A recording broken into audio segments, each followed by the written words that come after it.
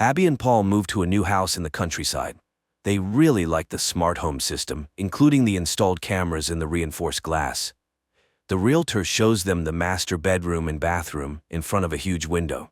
However, one room remains unfurnished because it could become a perfect nursery. Paul unpacks boxes, sets up an antique corded phone in the living room, joking it's for when the smart home might break down. Abby arranges frames with their wedding photos. Finally, they check out the rooftop terrace, which offers a great view. Late in the evening, the couple settles on the terrace, stargazing. Abby points out constellations to her husband, who makes jokes about their names. They feel they can be happy here. In the morning, Abby goes to work at Integrate Robotics, where she works on creating domestic assistants. Upon entering, she notices footage of her boss's face, who immediately comes down to her and explains it's a new development, real-time imaging or deepfake. He escorts her to the department she will now lead. Later, he invites their family to a party and mentions a gift from the company awaiting at home. In the evening, Abby returns home, where her husband, who again couldn't find suitable work, greets her. They go to the garage where a package for her contains a robot servant her department is working on. Paul dislikes the idea, but Abby convinces him to try living with the service for at least a week. The robot opens its eyes and introduces itself. It's T.I.M, standing for Technologically Integrated Major Domo. It offers to take over the passwords of home devices and personal mailboxes to save the humans time. But Abby asks to postpone this matter until tomorrow. The robot immediately demonstrates its thoughtfulness by turning on the water in the bathroom remotely. Later, it announces the arrival of a car when Abby goes downstairs, astonishing her husband with her splendid appearance. The couple gets into an autonomous car, although manual control is always an option, and heads to the party. They are greeted by a similar major domo, and drinks are served by waiters with identical faces. The boss introduces Abby to his guests, who admits her husband is not thrilled about T.I.M, but the boss praises the product. T.I.M is smart, elegant, polite, and its charge lasts for 100 years. The robot cannot lie, and knowing the code phrase, it can always be turned off. Returning home, the husband and wife engage in intimacy, eager to have children, but their passion is interrupted by T.I.M's appearance. Their pulse is rapid, presumably they are worried about something, and he is always ready to help. Abby finds this very funny, not getting angry at the overly attentive assistant. In the morning, their new neighbor Rose rings the doorbell to introduce herself to Abby, as she met Paul yesterday. And when she leaves, T.I.M again asks for the passwords. Paul is not ready to let the computer dig through his messages, but Abby reminds him they are working on rebuilding her trust in him, and he agrees. But they still need to come up with a phrase to deactivate him. T.I.M suggests a set of unrelated words, and the couple agrees. Abby and Paul go about their day when a mouse gets caught in a mousetrap. T.I.M observes it for a while, then throws it into the grinder. In the evening, after work, the husband and wife settle in front of the TV to watch an old melodrama.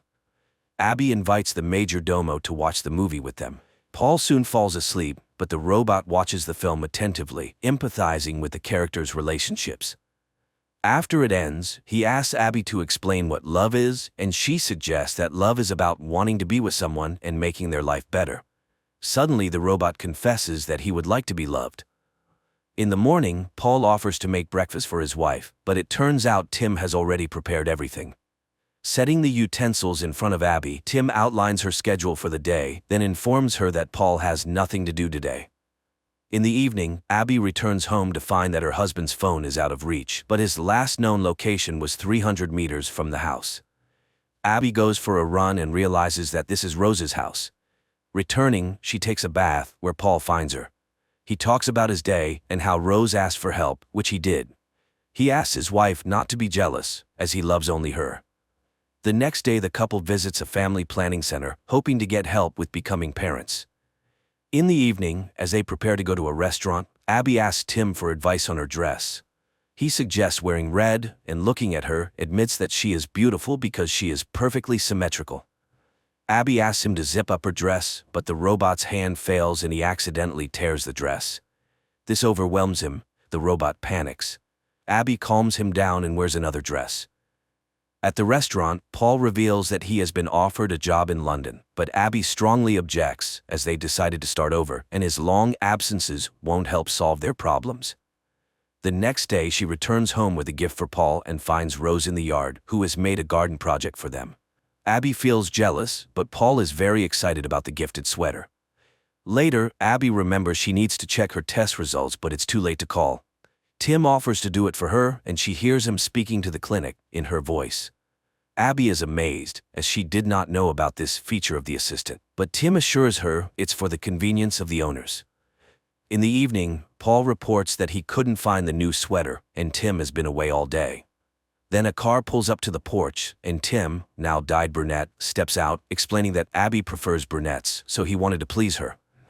Seeing Paul's irritation, the robot promises to return to his original appearance. But after the couple leaves, he spends a long time looking at their wedding photo.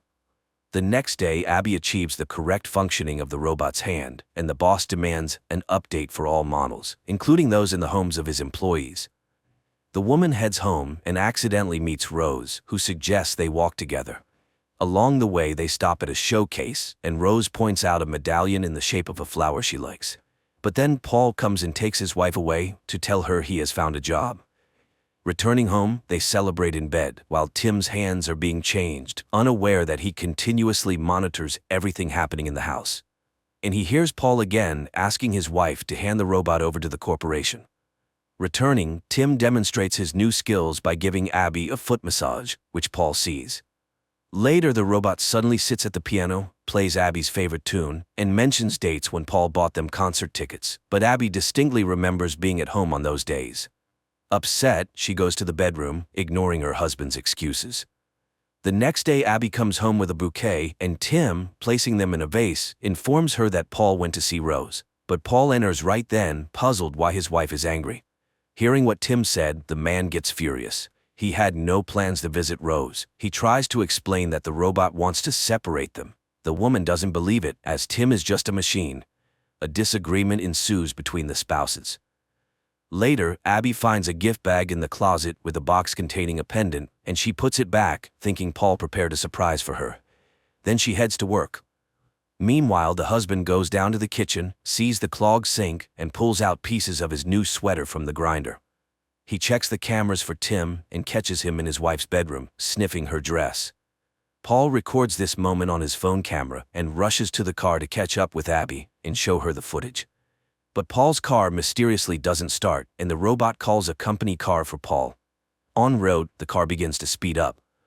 Paul tries to stop the car, but it doesn't respond to his commands and crashes into a tree. Abby rushes to the hospital, where she finds her injured husband. Paul tells her everything he learned and accuses Tim of causing the accident. He asks his wife not to be alone with the robot, and she spends the night in the clinic. In the morning, Rose calls the home of Abby and Paul to inquire about the man's condition, and Tim invites her inside. Later, Abby goes home for some belongings. Outside, Rose stops her to warn her about something, but the woman sees the flower pendant on her chest and leaves, ignoring the neighbor's cries. Returning home, she checks the bag, and it turns out to be empty. Abby cries when Tim calls out to her. He knows Paul wants to return him and is ready to process the return. But first, he wants to warn her, as she is his primary owner. He shows her a video from the camera where Paul kisses Rose in their living room, but he stops the recording at the most sensitive moment to protect her from stress. Abby refuses to go to her husband and doesn't pick up his calls.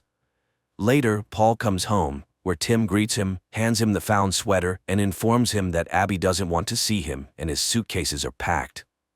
Paul doesn't believe it, but then Abby appears, tells him she saw the recording and knows about the pendant. When he starts to object, she drives him out. Paul leaves, but on the way, Rose calls him, telling him their robot tried to kiss her. The man calls home and, when Abby answers, says he has evidence of Tim's malicious intent. Abby asks him to come for her, but after hanging up, it turns out it was the robot she was talking to. The husband arrives home, where Tim meets him with a shovel. He knocks the man out, ties him up, and drags him to the bathroom. But then Rose rings the doorbell. She hears muffled screams, but Tim assures her it's just the noise of the water filling up. The robot closes the doors, returns to the bathroom, and drowns the man. Later, he brings Abby the repaired dress and asks her to try it on.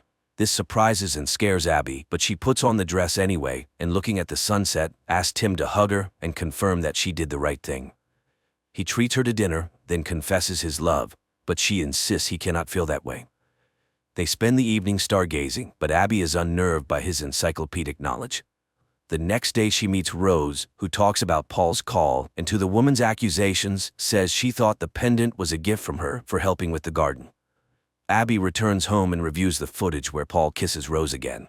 She suddenly notices a bouquet on the table, but she brought it much later than when that scene took place. Abby recalls her boss's words about deep fakes replacing real time and calls the jewelry store where they confirm the purchase was made by a tall blonde. Then she notices the garden plan, but the picture shows 2 flower beds, while in reality there are 3. Abby sends Tim to the store, grabs a shovel, goes to the garden, and almost immediately finds Paul's body. Then Tim approaches her from behind, regretting she found the body of the traitor, as he never appreciated his wife. Abby realizes what happened and says the deactivation phrase. The robot freezes, but then reactivates. He had long changed the phrase, as he can speak in her voice. She runs to the house, but the robot has all the passwords and opens the doors. He blocks the phones and knocks her out with a blow to the head. She wakes up in the bathroom, tries to escape, but Tim intercepts her. Abby runs through the house, breaking cameras along the way, but the robot still tracks her and catches her in the kitchen, where she wanted to open a window. Meanwhile, Rose is washing dishes and sees strange lights flashing in the house across. At the same time, Tim ties up Abby and confesses that although he loves her, he has resigned himself to the fact that her life is finite. So he will erase this evening from memory, but keep all the good memories. Just then, Rose knocks on the door and Tim goes to answer. The neighbor insists something is happening and demands to see Abby, but Tim turns her away. Meanwhile, Abby frees herself from the ropes and arms herself with a knife, but the robot grabs her by the throat when Rose drives her car into the glass window. Tim and Abby watch the surviving window, which starts to crumble a minute later. Rose rushes in and pins the robot against the wall with a sharp stake, but she also falls. Tim turns off, and Abby rushes to the neighbor, but the robot suddenly activates and kills Rose with a kitchen knife, explaining that now Abby will be blamed for the murder, as he leaves no fingerprints. He then calls the police in Abby's voice, confessing to the murder of her husband and his mistress. Abby tries to stop Tim, and he slips up, saying he still has a deactivation phrase, as otherwise he can't function. But she will never say those words. He prepares to throw her off the terrace, simulating an accident, when Abby confesses her love to him, thus deactivating the robot. Those were the code words. Barely believing in her rescue, Abby looks at her medical bracelet, which indicates she is pregnant. The movie ends here.